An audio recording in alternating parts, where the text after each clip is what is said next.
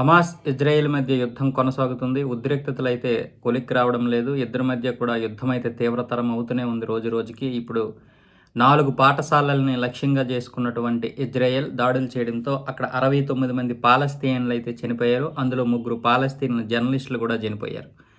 ఈ 4 పాఠశాలల్లో పాలస్తీన్‌కి చెందినటువంటి పౌరులైతే తలదాచుకుంటున్నారు. ఈ తలదాచుకుంటున్నటువంటి ప్రదేశం పైనైతే ఇజ్రాయెల్ దాడులు చేసింది.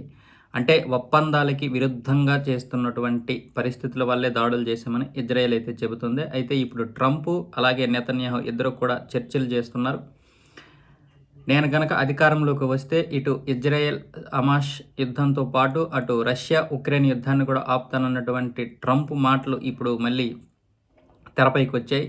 ఖచ్చితంగా నేను జనవరి 20 తరువాత అధికారంలోకి వచ్చి అంటే అధ్యక్షుడిని అయిన తర్వాత ప్రమాణ స్వీకారం చేసిన తర్వాత ఆ ఉద్రిక్తతలైతే ఆపుతాను. అలాగే అక్కడ శాంతి నెలకొనే విధంగా తయారు చేస్తానని చెప్పడం అయితే జరుగుతుంది.